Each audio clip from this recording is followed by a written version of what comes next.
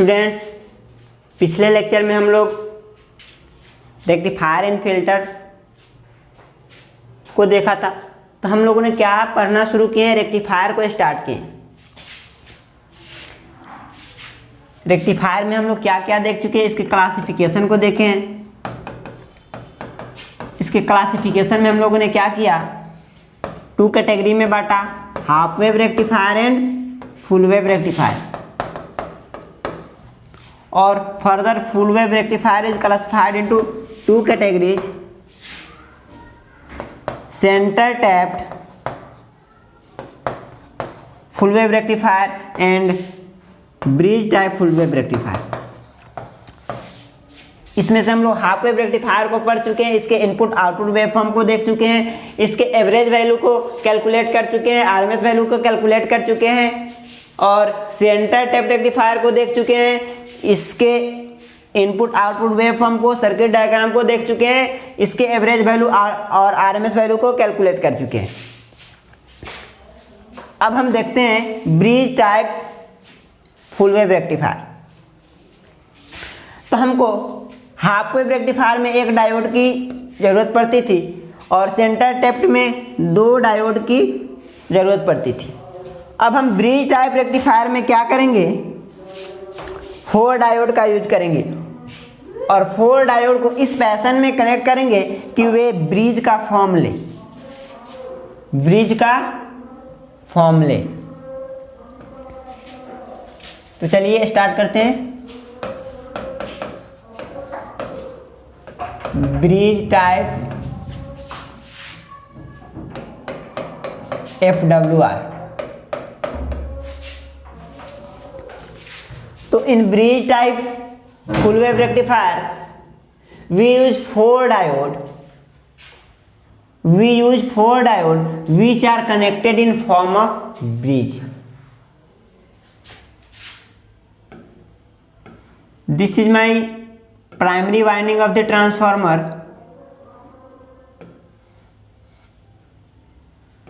and this is the secondary winding of the transformer.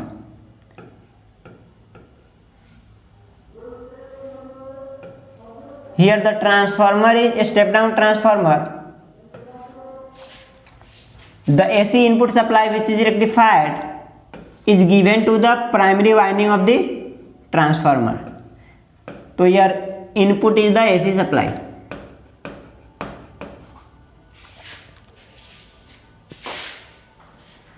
In this rectifier 4 diode is used and connected as a bridge, as like that.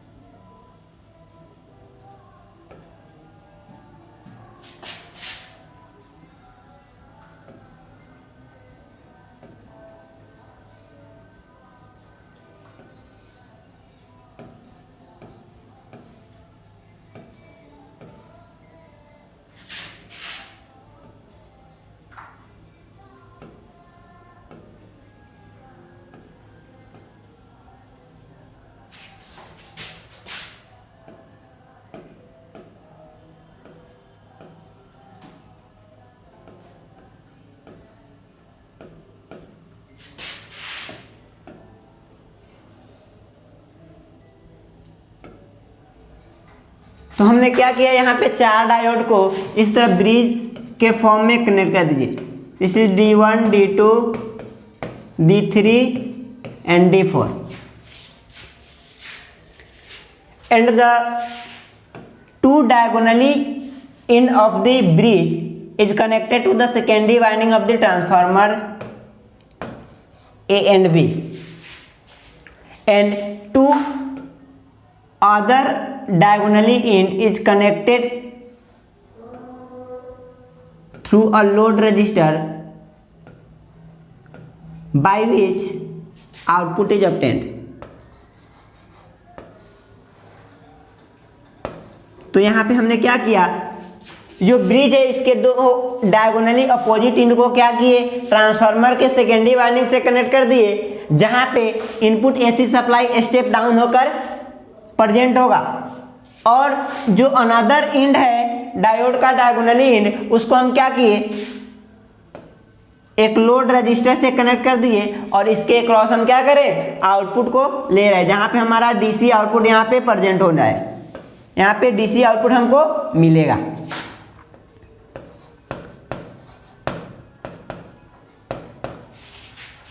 तो construction की बात करें इसकी,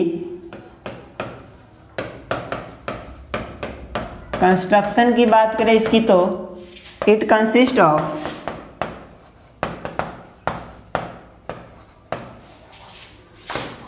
4 diodes D1, D2, D3 and D4, which is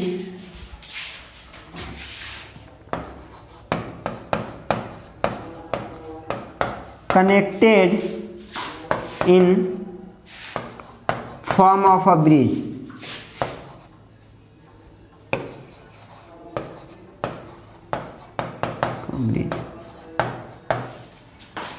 The AC supply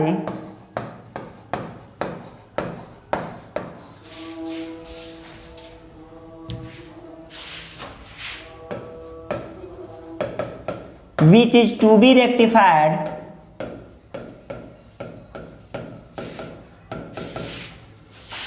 is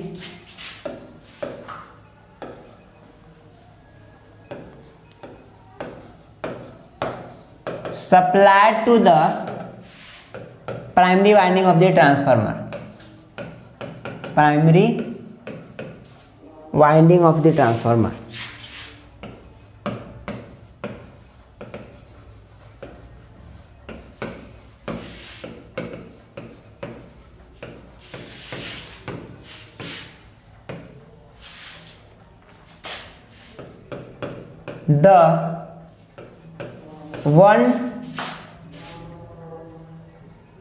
The two diagonally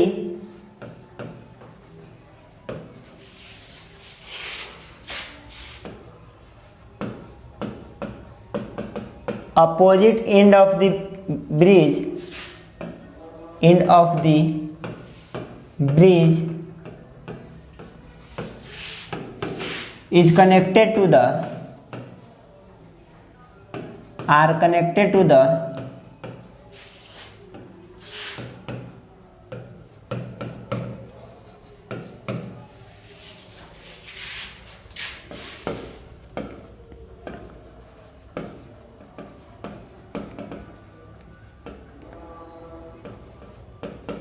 opposite end of the secondary winding of the transformer.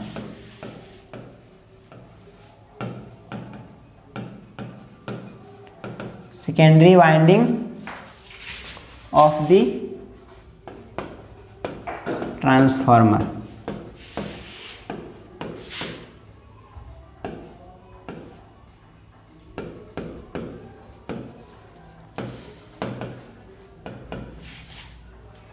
AB.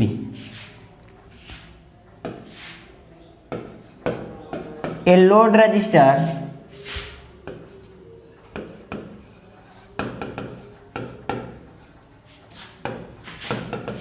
is connected between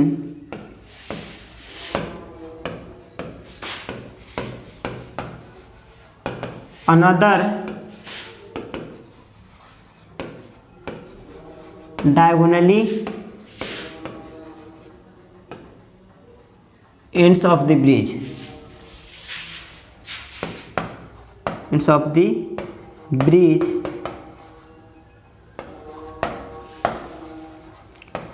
through which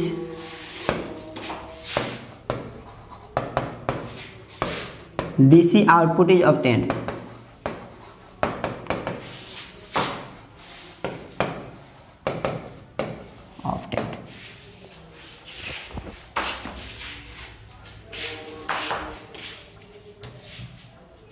तो हमने क्या किया, 4 diode को bridge के form में connect कर दिया और इस ब्रिज के ये दो डायगोनली एंड है, इसको ट्रांसफार्मर के सेकेंडरी वाइंडिंग ए और बी से कनेक्ट कर दिए और ये जो 2 डायगोनली एंड बच गए, इसके अक्रॉस हम क्या किए, एक लोड रजिस्टर को कनेक्ट कर दिए जिसके अक्रॉस हमको क्या मिलने वाला है, डीसी आउटपुट मिलने वाला है। अब हमको जिस एसी सप्लाई को रेक्टिफाई करना है उसको क्या करेंगे, ट्रांसफार्मर के प्राइमरी वाइंडिंग पे देंगे, यानी इसका इनपुट क्या होगा, एसी सिग्नल होगा, तो इसका वेवफॉर्म इस तरह साइनसॉइडल वेवफॉर्म होगा। तो यहाँ पे हम क्या कर रहे हैं, एसी सप्लाई इनपुट के रूप में दे रहे हैं और ये ट्रांसफार्मर क्या करेगा, इसको स्टेप डाउन करेगा, क्योंकि ये ट्रांसफार्मर स्टेप डाउन ट्रांसफार्मर है, तो इसको स्टेप डाउन करके ट्रांसफार्मर के सेकेंडरी वाइंडिंग पे प्रेजेंट करेगा।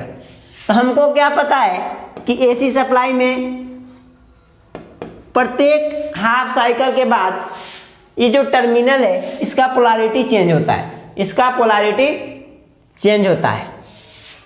तो जब ये फर्स्ट हाफ साइकिल यानी पॉजिटिव हाफ साइकिल यहाँ पे प्रेजेंट होगा इनपुट पे, तो ये इसको स्टेप डाउन करके यहाँ पे सेकेंडरी वाइंडिंग ए बी पे देगा। तो इस समय मेरा क्या होगा, ए टर्मिनल पॉजिटिव होगा और बी टर्मिनल निगेटिव होगा।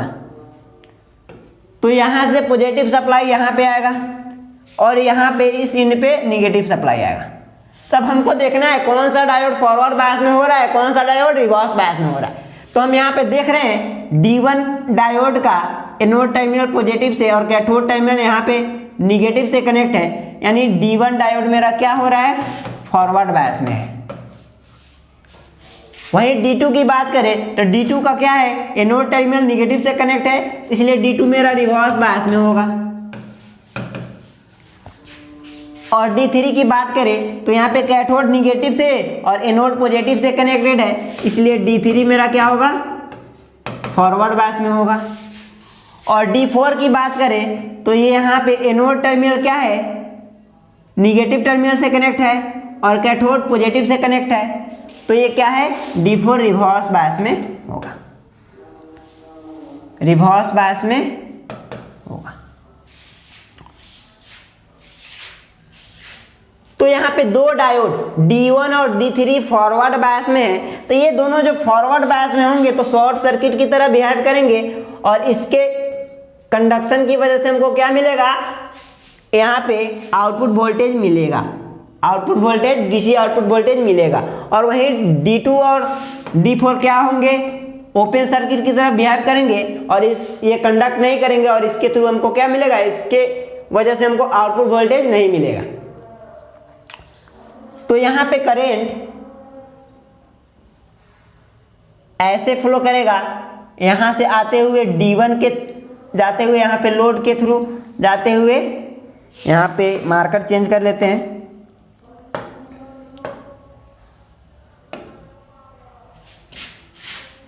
करंट कुछ ऐसे फ्लो करेगा, यहाँ से आते हुए इस D1 के थ्रू आते हुए इस लोड रजिस्टर के थ्रू होते हुए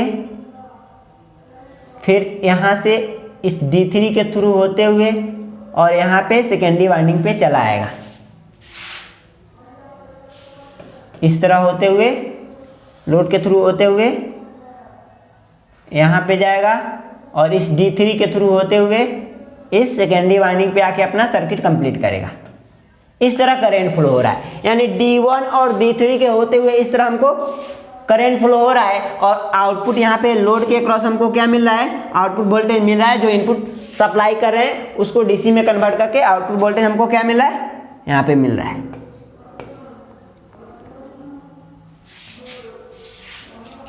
तो हमने क्या किया, फर्स्ट हाफ साइकिल यानी पॉजिटिव हाफ साइकिल को कंसीडर किया। तो चलिए इसको लिखते हैं,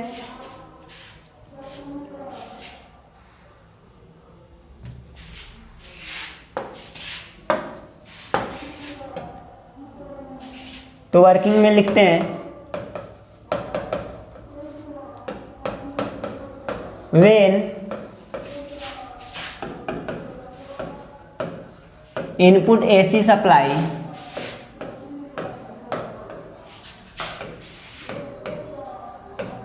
goes to the secondary winding AB,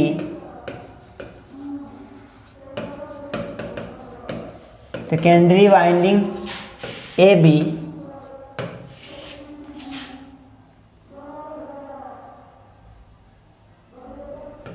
the polarity of AB changes after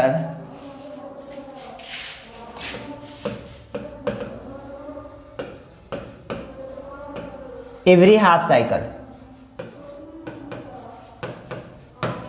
because our input signal is AC signal.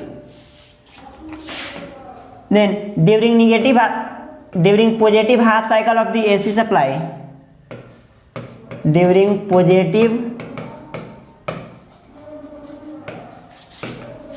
half cycle of the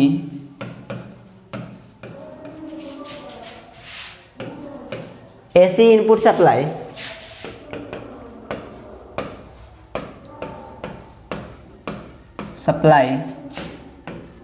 and A becomes positive,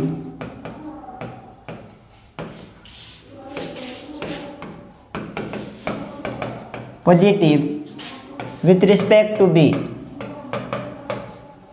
That means in A becomes positive and E becomes negative. This make the diode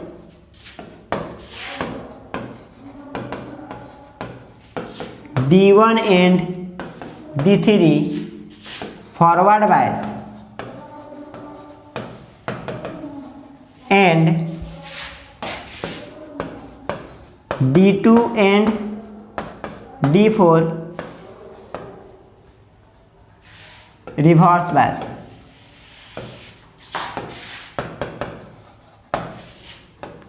So D1 and D3 diodes will conduct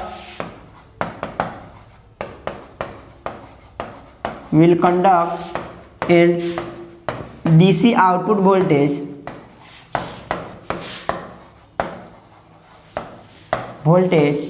is obtained across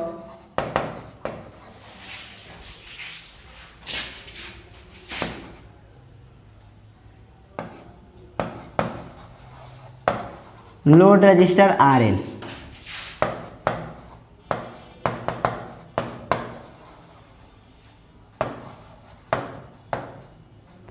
और हमको RL load register के cross क्या मिलेगा, DC output voltage मिलेगा।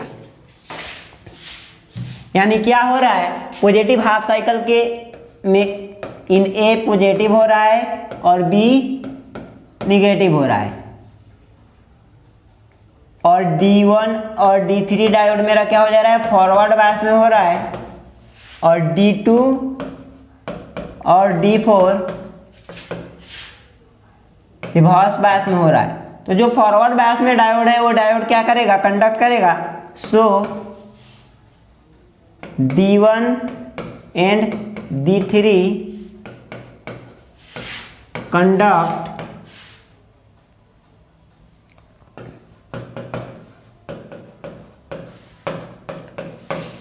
and output voltage is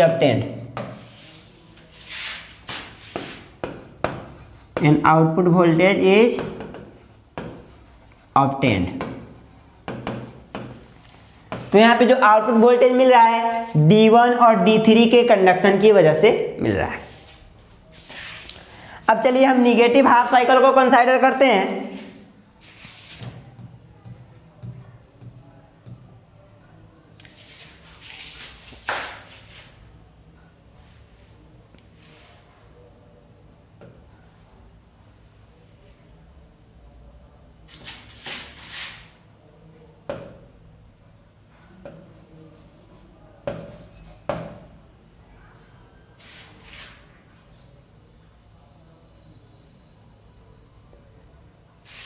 चलिए negative half cycle को consider करते हैं। तो जब ये निगेटिव हाफ साइकिल, इनपुट का निगेटिव हाफ साइकिल यहाँ पे पहुँचेगा ट्रांसफार्मर के प्राइमरी वाइंडिंग पे, तो ये क्या करेगा, स्टेप डाउन करके इसको सेकेंडरी वाइंडिंग पे ट्रांसफर करेगा और इस साइकिल पे मेरा क्या हो जाएगा, जो पहले का पोलैरिटी था वो अपोजिट हो जाएगा, यानी ए क्या हो जाएगा, निगेटिव हो जाएगा और बी पॉजिटिव हो जाएगा। तो यहाँ पे निगेटिव सप्लाई आ रहा है, यहाँ पे पॉजिटिव सप्लाई आ रहा है। अब यहाँ पे डायोड D1 का एनोड टर्मिनल निगेटिव से कनेक्टेड है, तो मेरा डायोड D1 क्या हो जाएगा, रिवर्स बायस में हो जाएगा।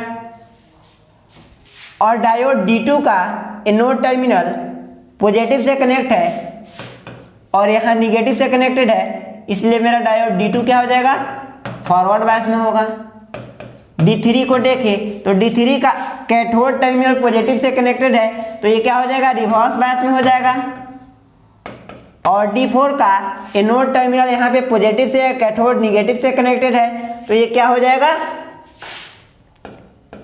फॉरवर्ड बायस में हो जाएगा।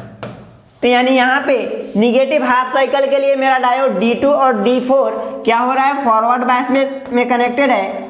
तो ये दोनों क्या करेंगे, D2 और D4 डायोड क्या होंगे, कंडक्ट करेंगे और इसके कंडक्शन की वजह से ऐसे करंट फ्लो करेगा।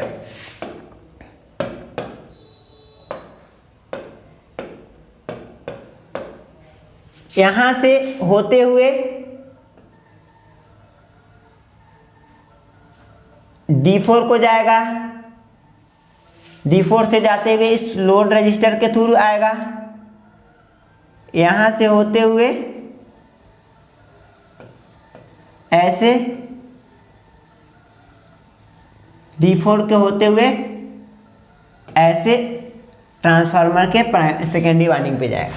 यानी यहाँ B से होते हुए D3 के होते हुए लोड रजिस्टर के थ्रू होते हुए यहाँ से D4 से होते हुए ऐसे करंट फ्लो करेगा, ऐसे करंट फ्लो करेगा और यहाँ पे लोड रजिस्टर के थ्रू क्या हो रहा है, करंट फ्लो हो रहा है। तो हमको यहाँ पे output voltage, DC output voltage मिलेगा। और ये किस डायोड की वजह से मिलेगा, D4 और D2। इसमें क्या D4 और D2 कंडक्टर है, इधर करंट नहीं फ्लो करेगा क्योंकि ये रिवर्स बायस में है, तो ये ओपन सर्किट हो जाएगा, ये भी ओपन सर्किट हो जाएगा। तो D2 और D4 डायोड कंडक्ट कर रहा है for the negative half cycle of the input AC supply, so output voltage obtained across the load resistor RL due to the conduction of the diode D2 and D4।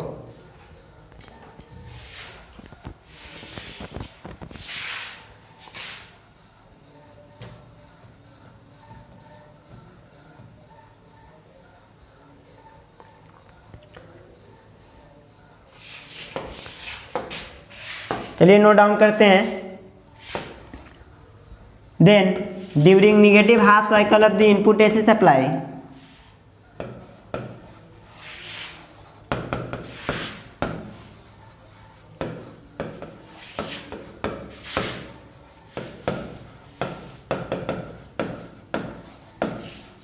Input AC supply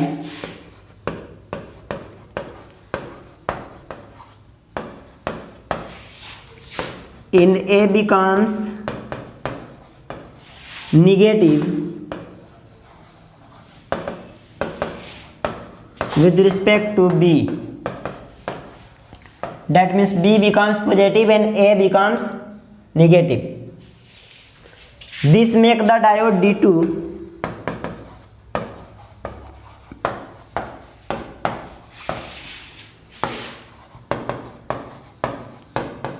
and D4 forward biased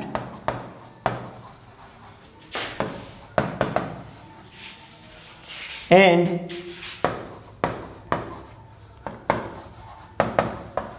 diodes D1 and D3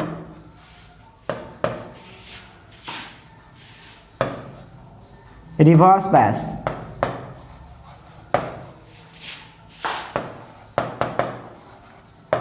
So diodes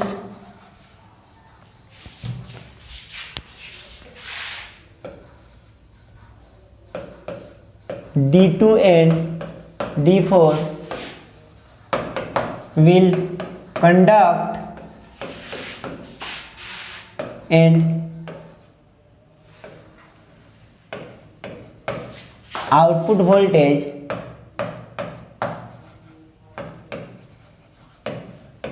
DC output voltage is obtained across load resistor RL, load resistor RL। यहाँ पे इसको note down करना है।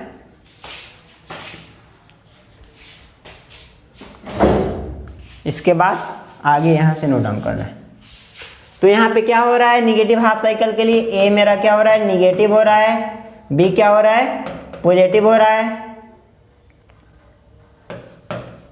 तो D2 और D4 क्या हो रहा है, फॉरवर्ड बायस में जा रहा है, और D1 and D3 reverse bias में जा रहा है। सो D2 and D4 will conduct and DC output voltage obtained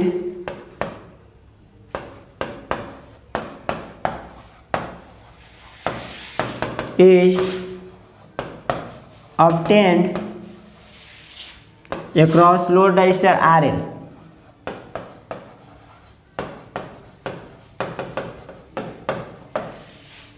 RL due to conduction of the diode D2 and D4।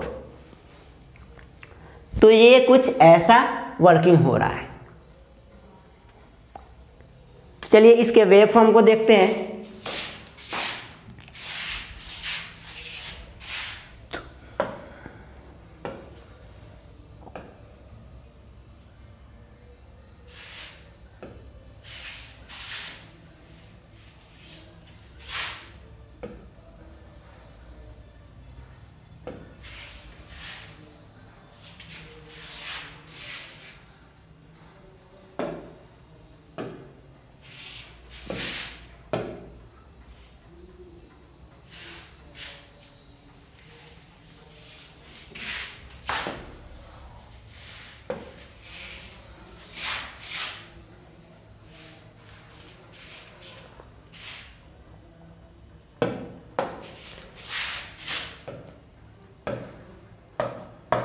ये ओमेगा टी रख लिए, ये ओमेगा टी, ये मेरा क्या है, मेरा इनपुट वेव फॉर्म है।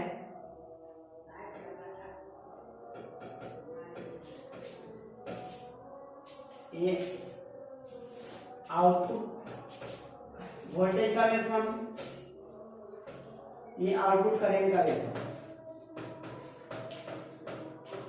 तो जो मेरा इनपुट है रेक्टिफायर का वो क्या है, एसियल है, तो उसका वेवफॉर्म कुछ ऐसा होगा। अब यहां से आप लाइन ड्रॉ कर लीजिए,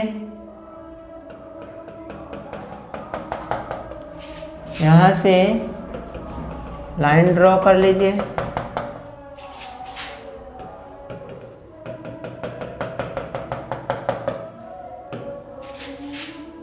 यहां से लाइन ड्रॉ कर लीजिए। ये मेरा पाई, 2 पाई, 3 पाई, 4 पाई, ये ओमेगा टी की वैल्यू है, पाई, 2 पाई, 3 पाई, 4 पाई।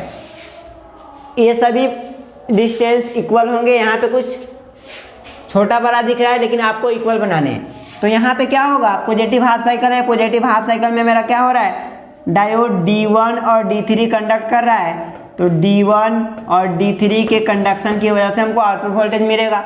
निगेटिव साइकिल है तो निगेटिव साइकिल में क्या हो रहा है, डायोड D2 और D4 कंडक्ट कर रहा है, तो D2 और D4 की कंडक्शन की वजह से हमको आउटपुट वोल्टेज मिलेगा। फिर यहाँ पे पॉजिटिव हाफ साइकिल है, फिर पॉजिटिव हाफ साइकिल में D1 और D3 की कंडक्शन की वजह से हमको क्या मिलेगा, आउटपुट वोल्टेज मिलेगा। फिर निगेटिव हाफ साइकिल, इसमें D2 और D4 की कंडक्शन की वजह से हमको क्या मिलेगा, आउटपुट वोल्टेज मिलेगा। करंट का वेव फॉर्म देखें तो पॉजिटिव हाफ साइकिल फर्स्ट आ जाता है, इसमें क्या होगा, करंट फ्लो करेगा D1 और D2 के थ्रू, सॉरी D2 नहीं होगा, D3 के थ्रू। और निगेटिव हाफ साइकिल में किसके थ्रू फ्लो करेगा, D2 और D4 के थ्रू। फिर पॉजिटिव हाफ साइकिल D1 और D3 के थ्रू करंट फ्लो करेगा। और फिर इसमें D2 और D4 के थ्रू करंट फ्लो कराया, क्योंकि ये निगेटिव हाफ साइकिल है। तो ऐसा कुछ वेवफॉर्म दिखने को मिल रहा है हमको। तो ये वेवफॉर्म सिमिलर है किसके, सेंटर टेप्ड रेक्टिफायर के सिमिलर है।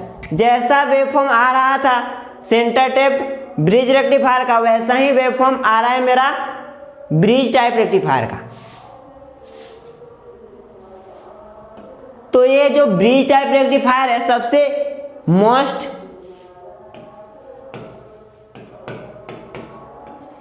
बेस्ट रेक्टिफायर है, मोस्ट यूजफुल रेक्टिफायर है। आजकल यही रेक्टिफायर यूज होता है, ब्रिज टाइप रेक्टिफायर ही सभी जगह यूज होता है, क्योंकि इसका रिजल्ट, मेरा मेन काम क्या है, आउटपुट पे हमको ज़्यादा डीसी वैल्यू को प्रेजेंट करना है। उसमें क्या हो, एसी वैल्यू, जो एसी कंपोनेंट है वो कम से कम मौजूद हो। तो इस केस में एसी कंपोनेंट बहुत ही कम मौजूद होते हैं ब्रिज टाइप रेक्टिफायर के केस में, इसलिए ये ज़्यादा यूज होता है, सबसे यूजफुल है, सबसे बेस्ट रेक्टिफायर है। तो अगर हम इसके डीसी वैल्यू और आरएमएस वैल्यू की बात करें तो वेवफॉर्म सिमिलर है सेंटर टेप्ड रेक्टिफायर के, तो इसका डीसी वैल्यू और आरएमएस वैल्यू क्या होगा, सेंटर टेप्ड रेक्टिफायर के सिमिलर होगा। तो कैलकुलेशन करने की आपको ज़रूरत नहीं है, जो कैलकुलेशन वहाँ पे हुआ है वहीं यहाँ पे होगा और वैल्यू भी सेम रहेगा, क्योंकि क्या यहाँ पे टाइम पीरियड क्या है, पाई टाइम पीरियड है। पाई के बाद मेरा क्या हो रहा है, वेवफॉर्म रिपीट हो रहा है। ऐसा ही सिमिलर वेवफॉर्म हमको सेंटर टेप्ड में देखने को मिलता था, isn't it? तो यहाँ पे हमको जो रिजल्ट प्राप्त हुए थे हाफ वेव रेक्टिफायर में, HWR में और ये फुल वेव रेक्टिफायर दोनों कंसाइडर कर लिए सेंटर टैप एंड ब्रिज। तो यहाँ पे डीसी वैल्यू की बात करें तो डीसी वैल्यू हमको मिला था, कैलकुलेट किए भी थे, मैक्सिमम वैल्यू अपॉन पाई, और इसका आरएमएस वैल्यू मिला था मैक्सिमम वैल्यू अपॉन 2, और फुल वेव रेक्टिफायर में वहीं देखे तो डीसी वैल्यू मिला था, इसका दुगुना मिला था, इसका डबल मिला था, तो 2 into maximum value upon pi. और आरएमएस वैल्यू की बात करें तो आरएमएस वैल्यू मिला था इसका, आरएमएस वैल्यू जो मिला था मैक्सिमम वैल्यू अपॉन √2। तो यहाँ पे Vm क्या है, जो मेरा क्वांटिटी है, वोल्टेज क्वांटिटी, करंट क्वांटिटी, कुछ भी हो सकता है, उसको कंसाइडर कर सकते हैं हम। तो यहाँ पे वोल्टेज के लिए कंसाइडर किए हैं। Vm क्या है, वोल्टेज का मैक्सिमम वैल्यू, यानी ये डीसी वैल्यू किसका है, वोल्टेज का डीसी वैल्यू है, तो 2Vm अपॉन पाई। करंट की बात करेंगे तो क्या होगा, 2Im अपॉन पाई। आपको जनरल इक्वेशन बताए हैं, तो ऐसा कुछ होगा। तो इस रिजल्ट को हमको याद रखना है। इस रिजल्ट से हम क्या करेंगे, आगे देखेंगे कि जो मेरा रेक्टिफायर का आउटपुट है उसमें क्या प्रेजेंट है, पल्सेटिंग डीसी है। पल्सेटिंग डीसी कहने का मतलब क्या है, उसमें डीसी कंपोनेंट के साथ कुछ एसी कंपोनेंट भी मौजूद है, जो क्या कर सकते हैं, मेरे डिवाइस को हार्म कर सकते हैं, उसको डिस्ट्रॉय कर सकते हैं, उसको नुकसान पहुंचा सकते हैं। इसलिए हम क्या करेंगे, एक फैक्टर कैलकुलेट करेंगे कि कितना एसी कंपोनेंट मेरे आउटपुट है उसमें मौजूद है, और उसको हम बोलेंगे रिपल फैक्टर। तो नेक्स्ट लेक्चर में मिलते हैं।